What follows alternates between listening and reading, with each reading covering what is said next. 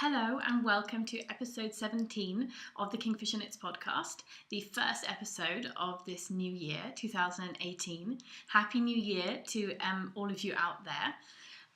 I am talking to you from my house in Zurich, where I live with my family, my husband and our two young children. And if you are a new viewer, thank you very much for checking me out. In the description box below is where you will find links to other places that you can find me on Ravelry and my website and Instagram and the like. And I also put the show notes, so where links for everything that I talk about in this episode are also in the description box below this video on YouTube. And if you are coming back, welcome back. I'm really happy to be talking to you again. It has been a month at least since my last podcast, but I knew that would be the case. We've had Christmas and New Year, and we were very busy before, and we've been very busy since. So that's what's been going on with me. And as with regards to what's been going on with me in terms of knitting, I have got a fair amount of stuff here to show you. And I'm going to try and be, organised in going through everything so that I try not to forget something that I want to talk about. I'm feeling a little out of practice, I'm sure you can tell, but I'm going to move straight on into whips so that I get started and get going with this episode. So, I have got one major whip to show, which if you follow me on Instagram, you will know is a garment knit. I am currently hosting a garment KAL in my Ravelry group associated with this podcast. And within that, it's called the garment Firsts KAL. So the idea is that you knit a garment and something about it has to be new to you, a new technique or a technique you've never used in a sweater.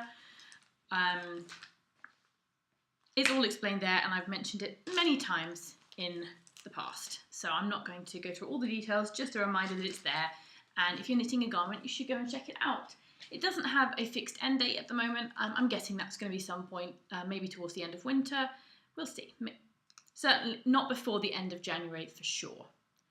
Okay, so I am knitting the Arboreal Sweater. For those of you who are not familiar, sorry, the pattern is now a bit beaten up, but it is that sweater. There we go. So much glare there. The pattern is by Jennifer Steingass, or Gass.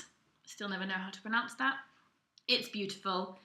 And last time when I showed this to you, I don't know. I know I had finished the yoke. I don't remember if I had separated for the sleeves or not. Sorry, it's all folded up. There we go. And that's back to front. There we are. All right, get sorted. All right. So I had definitely finished the yoke, and I believe I had separated for the sleeves, or if not, I was somewhere around here. So now I finished the body, which I'm really happy with. I tried it on. I kept meaning I've highly recommend this to people when people are knitting top-down construction. It gives you the chance to try something on. So typically when I separate for the sleeves, not immediately but soon after, I will stick it on some try-it-on tubing, something I've spoken about before, and I'll try it on, because better to rip back and fix something at that point, obviously. And I kept meaning to do that, and I got to about here, and then I was like, well, maybe I should just finish it. So I finished it and tried it on, and I was super happy with it. I was fairly happy with the colour work. I do find it looks super lumpy bumpy, and I'm just hoping everything blocks out. This yarn blocks beautifully. I'll talk about the yarn in a moment. And I have now just started the ribbing on the first sleeve. So there's some of the markers left here from the decreases. I guess I already took some of the other ones for another project. You can see I've still left my waste yarn in there. I've spoken before about the fact that when you put waste yarn on stitches and then you put them back on needles and start knitting, I always leave them in as a lifeline. By now I know, I've tried the sleeve on, so I know that it fits and I don't need to rip back. I will just cut that out when I remember to look at it and think about it and the like.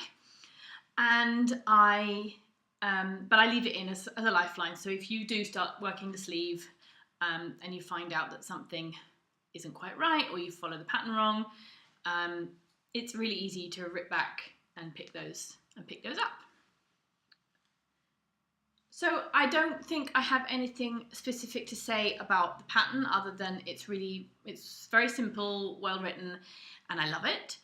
I did want to talk a little bit about needle sizes for this though. So I am generally what I would consider a loose knitter. I mean, I'm not a tight knitter, let's put it that way. It's really hard to compare. I don't get to hang out with lots of other knitters and see them face to face and know, have an idea. The only times I have generally found that I'm a loose knitter. So people seem to have, tighter gauges than me with similar needle sizes. I'm not crazy loose, but when I knit colour work, whenever I've tried a pattern, even small things, if I've tried to knit the colour work with the same needle size as the stocking stitch part, which often patterns use the same needle size, not always, but often they do. At least I found it doesn't work for me. I always ended up with the colour work too tight. So what I decided to do with this, I've used quite a few needle sizes. So let me just have a quick look at the pattern. The pattern tells you, let me have a quick look for needles. So it does tell you to use 3.5mm needles for what's this now? Basically for the ribbing. Yeah, for the neckline, so for the garter and the ribbing, it has one size smaller, 3.5mm, than it tells you to use for the rest of the body, both the colour work and the stocking stitch, which is 3.75. So I had done a gauge swatch and everything, so I knew which needle size I needed, and I needed the 3.5mm to get stocking stitch gauge. So that I knew was my needle for the body. I cast on with the 3.5 because I didn't want, to have a really tight line there. But then I immediately switched to a 3mm for this section of garter here, because garter can easily stretch. I wanted that to look nice, neat, and tidy. Then there is just a couple of rows of stocking stitch, which I believe I switched to the 3.5mm there. And then when I started the colour work, I switched to a 4mm. I'm really happy with that decision. I mean, it's not blocked yet, but this is certainly not bigger than the stocking stitch below. In fact, the moment you start the stocking stitch, you can see that the gauge is probably a touch off. But I'm hoping that will block out, because it doesn't look a great difference to me. This yarn blocks out really nicely. You can influence it a little bit, and it's non-superwash, and it doesn't just stretch out of shape. So then after I had finished the yoke with the 4mm needles, I switched back to the 3.5mm for all of the body, and then I did the ribbing in a 3mm. When I got to the sleeves, I was away while I did this, and I thought I had brought, so this I had it on a 24-inch 60cm cable, and I thought I had brought my longer cable so that I could magic loop. I hadn't. So I happened to have with me a set of 3.25mm Chow-goo needles, along one red lace. So I just took a gamble, basically. I said, in general, I like my sleeves to be a bit fitted. If the gauge happens to be a bit smaller, I'll try it on early on, I'll rip back, and I'll just have to wait till I'm back home. I would say the gauge is a touch tighter on the sleeves, but only a touch, because with metal, it's fast. I tend to get a slightly looser gauge anyway than if I'm using wood, which I didn't say, I was using wood for all the rest of this.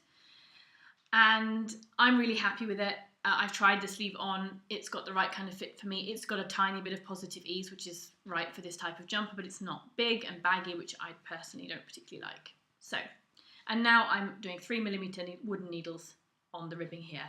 I will do the same on the other sleeve. I'm not going to change needles for the sleeve, so I will also do the other sleeve in the 3.25mm Chow-goos, and finish off with the 3mm wood. Sorry if that was of no interest to anybody, but it was something which took me a little while to decide. I looked at some projects, and there was one test knitter in particular who is experienced with doing colour work and does a similar type of technique. So it made me sort of confident that I wasn't, creating a problem where there wasn't a problem, because I know that there's a problem from my experience, and I kind of always thought it was me that needed to get better at colour work. But I think I can meet somewhere in the middle. Yes, I can get better at my colour work and be careful with the floats, but that for me it's better to probably often or almost always go up a needle size to make sure that the colour work fits right. So the yarn that I'm using, I'm not going to try and pronounce it again. This is yarn from the Faroe Islands. It is blended with some Falkland merino as well. So anyway, this is written in Danish because it's from the Falkland Islands. I was using sky blue for the main colour, and this is the natural white for my leaves up here. I have plenty of the white left over, and I know that, so probably enough. I'm thinking I will use that white in some colour work and mittens, something like, you know, some of the Selbu mittens from Ellie of Skein-Deer and the Skein-Deer Knits podcast. So we'll see, but I'm just really over the moon with it, and I can't wait for it to be finished. When I was away, I took time off from almost completely from work knitting, from knitting on design work and design projects. So that's why I think I got a lot of progress done here. Now it's going to slow again a bit because I've got some deadlines coming up, which is fine. I knew that was the case, and so I have to prioritise those things. But this is still a great project, and one sleeve really shouldn't be taking me too much longer. I'm going to put that down to the side over here. So that is whip number 1. I have one other whip to share with you today. Excuse me while I lean over. And this was my Christmas Eve cast on. So when I'm sure, I feel like all viewers of this podcast know the Little Bobbins podcast, which is by Danny. She's in the UK. And she has a tradition which she calls her Christmas Eve cast on, which, as I understand it, for her has always been a pair of socks. But I think from last year, and possibly even the year before, she had a sort of an Instagram hashtag, LBK for Little Bobbin Knits, Christmas Eve cast on. And she was inviting people to cast on with her on Christmas Eve, something special. And I think often this is socks, but it's not, I don't think that there's a rule that it has to be socks. Anyway, I always like to have a pair of socks, vanilla socks on the go when I'm on holiday. It's good for car knitting, an easy project to move around with us if we're doing stuff and just pull out and knit a bit on. So I decided that I was doing socks too. I did ask Instagram for a bit of help to pick between a few skeins that I had picked out. And thank you if any of you replied to that. And in the end, I'm very happy with my decision. I went with my skein of Mind the Gap. So this is this sock yarn. It's from Trailing Clouds. Some people recently, I think I heard Ellie of Skein-Deer say that she was gifted a skein of this from a friend, and she said, oh, it was so precious because she doesn't think that this yarn is made anymore. I will say that's not true. So Trailing Clouds in the past, I believe, always did self-striping sock yarn, but they had different colorways. And as far as I'm aware now, they only produce this colorway, and it just comes up for order every now and then in their Etsy shop. And you just need to be lucky or have notifications turned on for their shop to know when it comes in. I know people who bought this in December, so it was still being produced as of December. Anyway, so for those of you who don't know, it is the colours are all the colours of the London Underground map in the UK. So I've been doing my socks 2 at a time. These are my little cakes, what I have left. They are so colourful. I love this base. It is a 75-25 BFL nylon. And the colours are coming out a touch muted. It's grey here, of course. What do you expect? I just love these socks so much. They're so very fun. I did them toe up, which isn't what I normally do. And the reason I did that was I had bought a skein which had a knot in it. I knew it had a knot in it. I'm not annoyed. It was a seconds skein with a slightly reduced price. It's what was available in their shop when I went looking.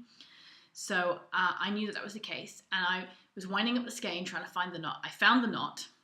And what it meant was if I wanted to cut where the knot was, so clarify, the knot, it was done in such a way that if you wanted to cut it and keep knitting, so weave in those ends and keep knitting, it was not at least supposed to affect the striping.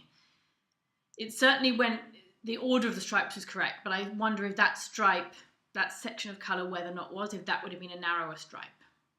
I don't know. I didn't want to think too much about it and find out, so I just wound up until where that knot was, and I cut the knot out, and then I made a separate cake with what was left over. I've kept that, and I will either make some smaller socks, or maybe there'll be enough there to make socks with contrasting heels, toes and cuffs. The point at the end is that I think I had about 75 grams in one cake, which was, was fine. So that was one part of the skein, about 3/4. I then split that skein in two, so that I had two equally sized skeins, matching skeins, cakes, to make my 2 at a time socks. It worked out perfectly. I split it in half, and it was exactly 3 repeats of the colour in each cake. This meant that I could make cast on and make my matching socks. I then forgot to stop for the heel. I had intended on doing a short row heel for these.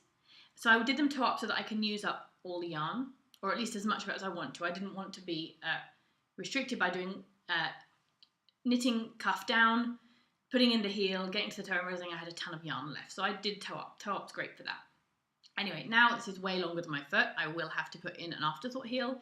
And so what I'm thinking I will probably do is knit until they're, as long as I would be happy with them being. I generally prefer shorter socks.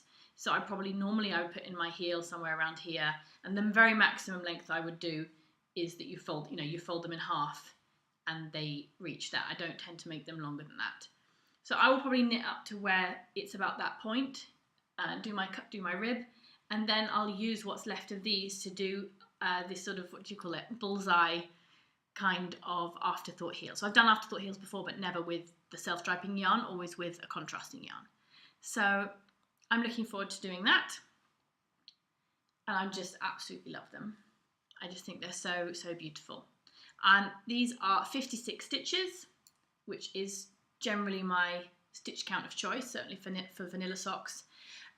They're 56 or thereabouts, and I am knitting them on 2.25mm higher sharps.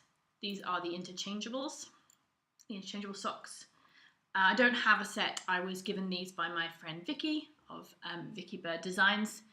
As she found out that sharps were too sharp for her, she poked a hole in her finger, which I can understand.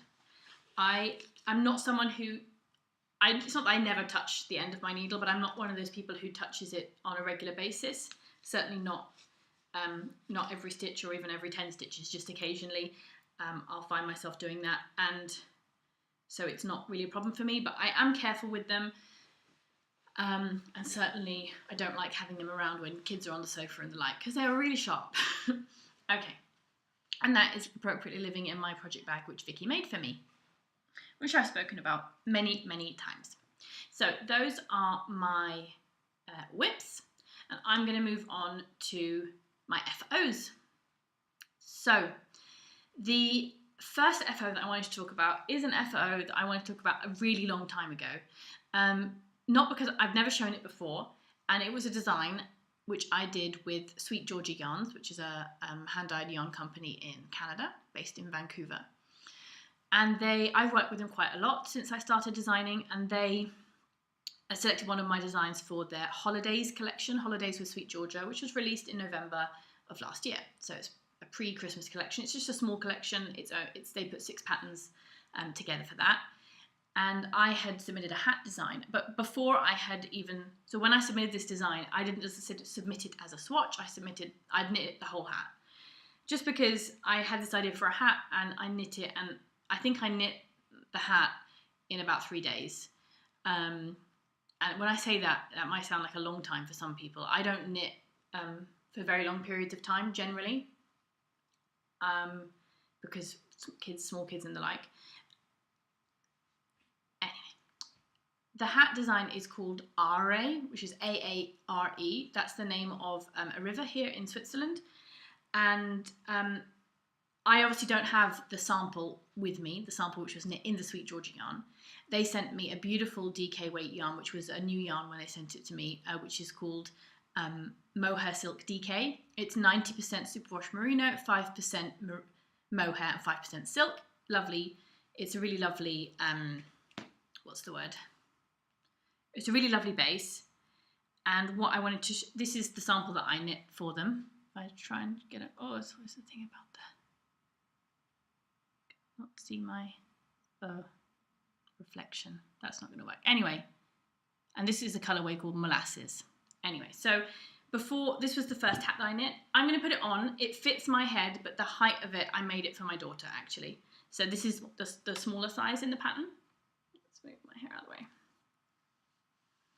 There we go. So it's a little bit, you know, short, let's say. Just about, I mean, it just about gets to my ears, but I prefer my hat. And that's pulling on it quite a bit. Anyway, I put it on so you can see the stitch pattern here. This is inspired for me by flowers which are called Aquilegia. I believe they're called, yeah, Aquilegia, we call them in the UK. I believe in North America they're called columbine or why is my brain and words not working today? Columbine. So they're like the buds. You have to look them up. I'll put a link below if you don't know what the types of flowers that I'm talking about. They're one of my absolute favourite flowers. And this particular hat is different from the design which I then did. So this is a little flaw in the yarn. Because here I did not do a twisted rib. So the pattern itself, the final pattern has a twisted rib, which works because there are twisted stitches in this main panel here. And so it has one sort of feature stitch panel, which you can put like right in the front, you know, or to the side or what have you. And then the rest of it is just this sort of stocking stitch with pearl columns all the way around, and it decreases down at the top. And it has an Italian cast on, which is a tubular cast on. You see this very pretty cast on edge here. So I keep looking down at the picture of myself so that I can make sure I'm pointing in the right place. But anyway. So apart from, yeah, the twisted rib, and there are 3 different sizes in the pattern. Excuse me. This yarn that I've knit, this quick sort of design, basically this was my design swatch for the pattern. This is knit out of the Plucky Knitter in their Traveller Sport base, which is their Superwash Merino, Baby Yak and Silk base. It's really, really lovely. And this was a one-off colourway, I believe, a one-hit wonder. I don't think it had a colourway name, but this has been worn an awful lot and it's actually holding up really, really well.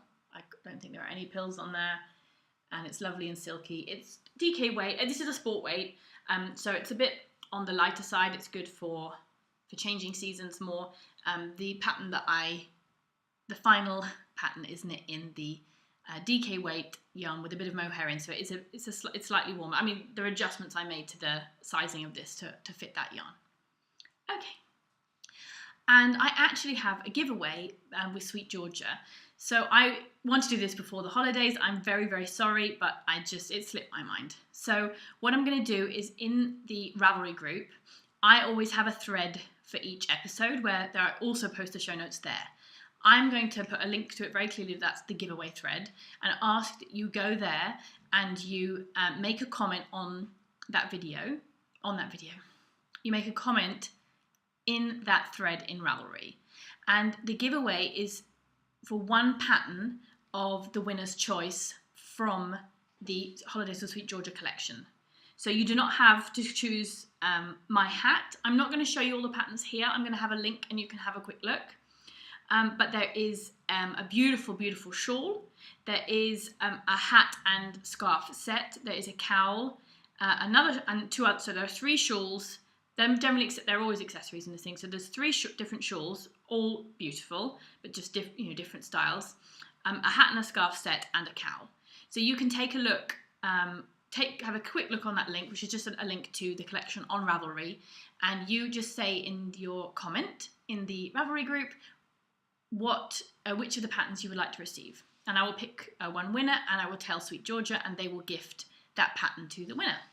So that giveaway will remain open until I next record. Okay. Now on to FO number 2. In order to cast on for my Christmas Eve cast on, I set myself the goal that I had to bind off the other socks I had on the needles by Christmas Eve. That's exactly what I did. Although those of you who follow me on Instagram will know that something else then happened. But anyway, these are the socks. On my sock blockers, haha, how exciting. They are not blocked. You know, I think blocking is overrated for socks. For vanilla socks. It's very much needed for some other socks, but it's overrated for vanilla socks in my opinion. Although it's nice to do, and it's not that I don't wash them, but I don't leave them to dry on blockers. But the blockers are great for photos or for showing them off on the podcast. This yarn is, sorry, as I said, an Opal sock yarn. Wait a second while I pull out the tag, as this will be the last time I'm showing them. I bought this from Suffolk Socks. It is from this range, Viridian's Chef Peter range, and the colourway of this particular one, where's it gone, is Kim, or colour 7951. Okay, I knit these on 2.5mm higher steels, 2 at a time, and I knit these cuff down. I have done a German short row heel with a small gusset there. Hopefully you can see. I do this little tiny heel flap. This time I got really gappy stitches there. That has never happened to me before. Not that I've never had a bit of a dodgy short row turn. Sometimes it happens, but it's never been so bad.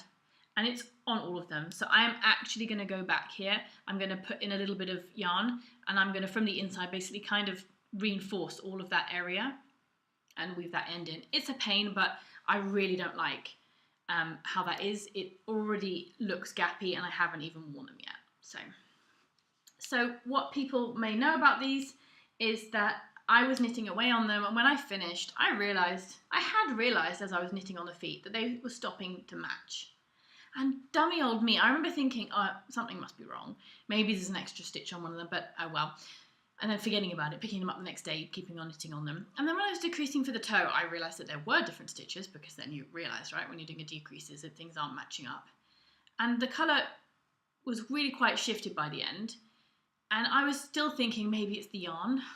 Anyway, of course it's not the yarn. Of course the yarn's beautiful. Anyway, what had happened is I cast on with 56 stitches up here. Obviously, when I do this little gusset, I pick up stitches. I decrease those stitches away. On one of them, I had decreased away too many, so I had 54 stitches. On the other one, I had decreased away too few, so I had 58 stitches, but no, I had 59 stitches because I had accidentally created a stitch. Now I find one of these socks. You know, when you're doing magic loop and you sort of do a yarn over it, there we go. It's right there in the middle. Nasty little blighter. That, again, I might close up myself. I'm not ripping back all the way that far. What I did do, though, was rip back to after I'd done the last decrease that I had done on the heel. After the heel, sorry, on the foot. So these ones, which are 56 stitches up here, and then 54 stitches down here, sorry, bit of yarn there, actually fit my foot really, really well. I have really narrow feet. So it might be something I'm doing more of in the future. 56 really fits me nice on the leg. 54, I once did, I think, a pair of socks with 54 stitches. Or I tried something on which were 54 stitches and they were a touch tight up here. Or maybe it was over the gusset. You know what I mean, the instep. But 54, at least with this yarn, fit me really well on the foot. So given that I was ripping back the other one, I ripped it all the way back and I sorted out my decreases such that I had, after a few rounds here, 54 stitches on the foot. And then I went down. And now they almost match. They're not perfect. One of them has got a tiny bit of this colour at the end. That really doesn't bother me. It didn't particularly bother me that they didn't match at the end. So that's maybe why I just kept going, because I just thought maybe it was the yarn. But it did bother me that they were quite so many stitches different. It made a big difference to the fit, and I knew that would have annoyed me in the long run. So I almost immediately, I did cast these off originally and do Kitchener and everything on Christmas Eve. And then after Christmas, I ripped back the foot and I basically re-knit the whole foot on our drive back home and finished off the toe when I got back. Really happy with these socks, woven in the ends and everything, but I think before I start wearing them, I will do a little bit of surgery in this area. And I'm starting to think I maybe have to think a bit more about how I'm doing that part of my sock. I mean, I've also done heel flaps and gussets before, and I find they have a really good finish, but maybe I'll have a quick look around for some hints and tips about heels. Maybe there's something I'm just doing wrong, I'm just not thinking about it. I tend to not think too much about knitting socks. They're sort of a completely downtime project for me. Anyway, I'm waving them around. Okay, going crazy. So that is those. I now have, let me just think. Yes, I have 2 more FOs. No, 1 more FO to show you. Yes, 1 more FO to show you. Can't even read my own notes, people. That's bad. So, I finished the stranded shawl, the shawl which I'm doing with yarn from the lovely Amy of Stranded Dyeworks. This is her card. Oh, that's getting blown out. There we go. I finished the shawl. I'm so happy with it. Just a quick reminder, this shawl was being worked in 3 different yarn weights all together in one project. So it's a DK weight. This is her Magpie colourway. Sorry, I'm so professional. This is her Castaway, is her DK base, 100% merino. This is the Magpie colourway. This is her Oasis fingering, which is 75-25 merino nylon sock yarn. This is the Metalsome colourway. This is one of my absolute favourite things of all time. And this is her mohair, which she calls her mohair drift. This is mohair and silk, and this is the Shiner colourway. These come in 100-gram skeins. This comes in a 50-gram skein. You can see I used up quite a lot of the yarn. The shawl is very, very big. It's my latest design, and I was suspecting as I was making it that it was going to come out quite big. So what I'm going to do is I'm going to write the pattern. I mean, I've kind of written the pattern up, but I'm going to adapt the pattern so that there are different sizes. There's at least going to be this size and a smaller size. There may even be 3 sizes. I'm going to do a little bit of checking out how that would work out, and I will let you know, of course. So this is the shawl. I've got it wrapped around a hanger right now, but you can see how enormous it is. But I quite like showing it like this because you get to see all of the, all of the textures and colours and the different ways that the yarn has been used all together. I will take it down and show you in a second. But like this, you can see this is the final border, which is worked in the Magpie DK. This is a garter rib border. Here you have sections where I have worked in stocking stitch with the mohair, garter bumps with mohair held together, the fingering weight yarn on its own, mohair in lace.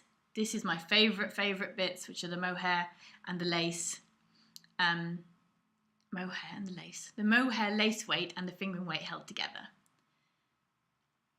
So I did show this to you last time, but it wasn't, I didn't show it really too much in detail, and now that it's blocked and I can talk more about it, I wanted to show you. So this is going into testing very soon.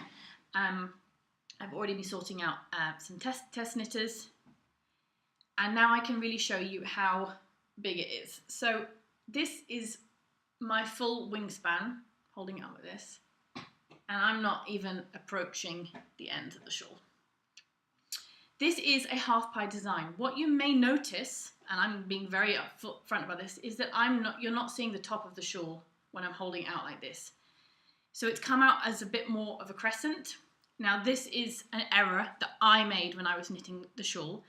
And I knew this, given that you have different bases that you're using, which of course have different thicknesses and slightly different gauges, I had adjusted for that in the normal shaping that you use to make a half pie shawl. So pie shawls and half pie shawls have a certain shaping formula to them. You can look that up. It's not a secret or anything. But the joy of pie shawls and half pie shawls is you're not increasing, at the edges or every round. You're working several rows even, and then you have increased rows where you basically double your stitches on your needles. And there's a formula with how many rows have to be between each of these increased rows. Okay, it's the simple formula is that you work some rows, you make an increased row, you then work double the amount of rows, you then work an increased rows, you then work double that amount of rows again. Okay, and that's the formula which I believe Elizabeth Zimmerman came up with.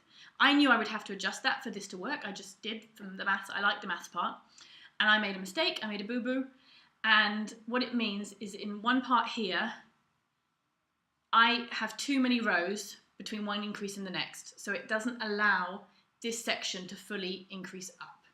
I have considered going to that point, unraveling and knitting up to fix it so that I personally don't mind, and for how I will wear this shawl, it really doesn't matter. But that is now totally fixed in the pattern. So in the pattern, the final shawl will be a little bit less deep because of it, but a little bit less, wide and deep because of it, but that's not really a problem. This thing is enormous. And it will allow the shawl to block out to the correct half pie shape. I'm really confident that that's the case in how the pattern is now written, and of course it's going to be test knit, so then we will be able to see all the beautiful finished projects from test knitters. But here you can see the top. I'll just hold up. So it starts at the beginning with this little section here, like this, and then it goes up. I just think this is a really fun project for how big it is, and given that even the final pattern will be slightly smaller than this, and how much yarn there is in it in theory, it really knit up quickly. And obviously the smaller sizes will knit up even quicker. So I'm going to put that back over here to one side. It doesn't actually have a name yet. I haven't quite come up with something that does it justice for me yet, so I will be thinking about that while the pattern is in testing.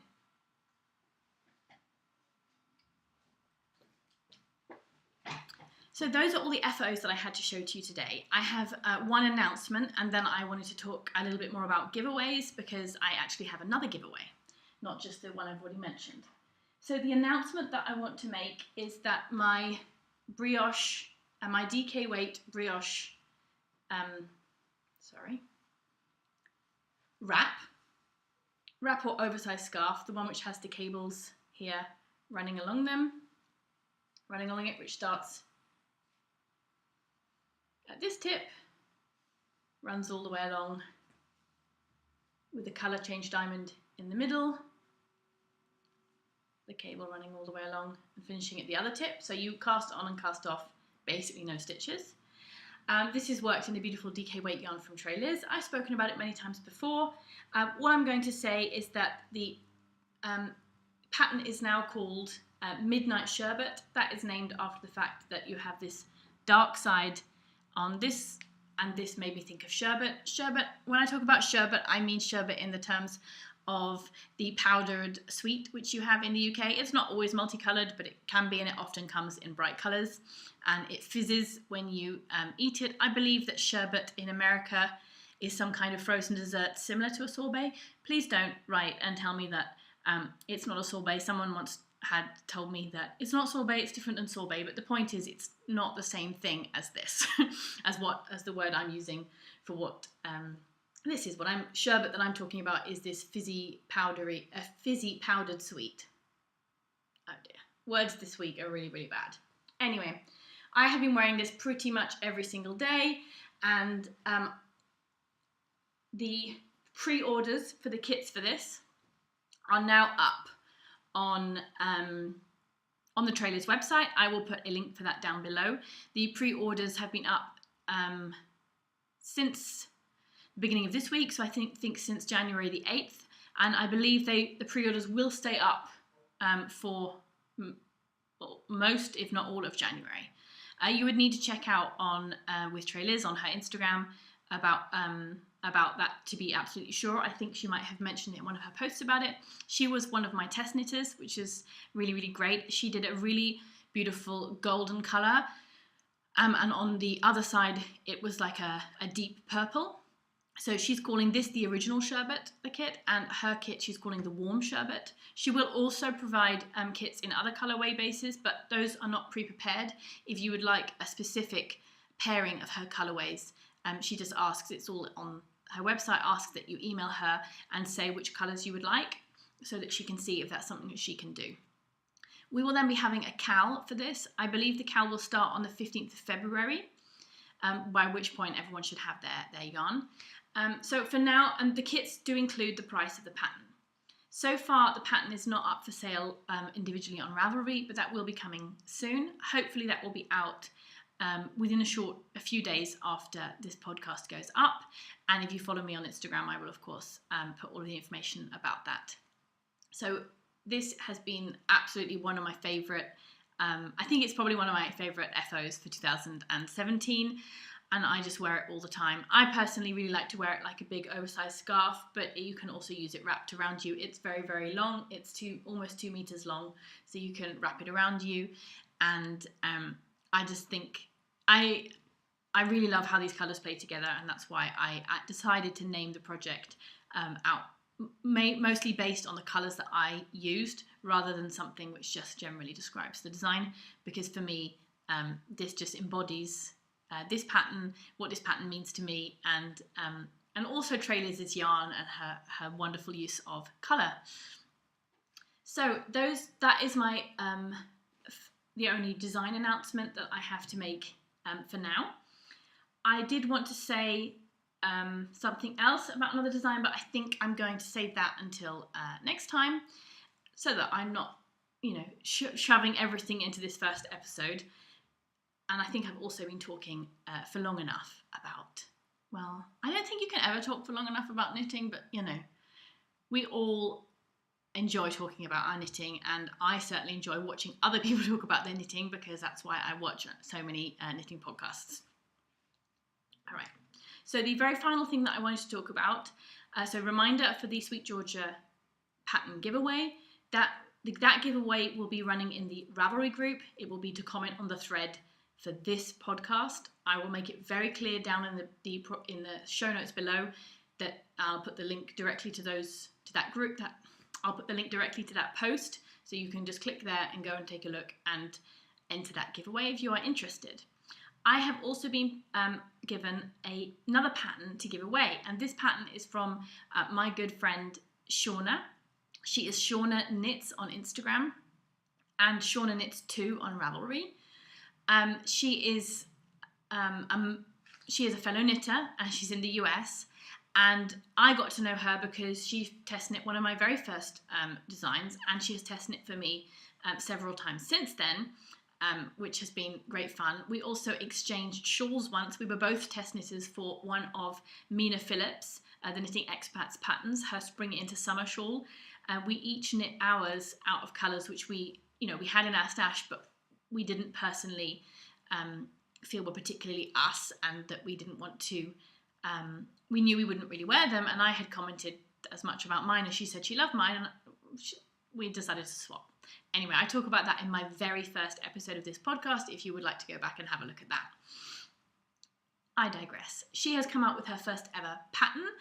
She actually came out with it before Christmas, but I didn't have a chance to announce this giveaway then anyway. And I've got it up on my phone. I know we have a problem with glare, but the pattern is called George's Country Hat, and it is a lovely, simple hat, quick knit for anybody. So excuse me about the reflections. What if I do that? Does that help? There we go. That's a bit better. Not that it's focusing particularly on that. Excuse my nails. It is worked in Aran weight, and let me see, it is worked using 4 and 5 millimeter needles, so US size 6 and 8. And she gifted me a copy of the pattern. Thank you very much, Shauna. And she has given me a copy of the pattern to give away to a lovely viewer. So given that I wanted to get both of these giveaways done, and this is another one that she knit up. This is the one she knit for her husband, I believe. Now I should read. Is it her husband? No, it's her brother-in-law. I'm sorry. She knit this one and gave it to her brother-in-law. So you can see there this very nice pattern there on the hat. Really today, words are not going great. Please, if this is the first time you're watching, and if you stayed all the way to the end, do consider watching me again, because normally I'm not quite so all over the place. At least that's the impression that I have. Anyway, so she has gifted me a copy of that pattern to give away to one of my lovely podcast viewers. So for this giveaway, I would ask that you comment in the YouTube comments below. So if you comment on the video, I will probably not reply to those comments. Again, not to be confusing, but normally when I read my comments, I always at least give them a heart. I do typically reply to all of my comments. This is why I'm saying If I don't reply to your comment, that's why, so that then I can pull for a winner from the comments from this YouTube video. We have made it through. This is everything that I wanted to talk to you about this time around. I hope to be back again very soon. Typically, my podcasting schedule is about once every 2 weeks. I tend to tell you if I think that that's going to be not going to be the case. I have been really happy to catch up with everyone again at the beginning of this wonderful new year. I hope that January is treating you well. And I will just say that if you liked watching this video, please feel free to give me a thumbs up. And if you are not subscribed, you can click the subscribe button down just below the video. And if you wanted notifications, it's not enough to click subscribe, you also have to click that little bell. I say it once in a while because some people don't really know that. I didn't know that for a long time, and I used to wonder why. I guess I'd clicked some by mistake, and I wondered why I would be updated. YouTube would tell me why some people's videos were out and not others. That's why.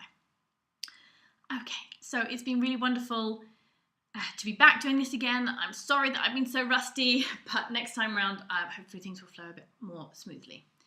And until then, I wish you all the best.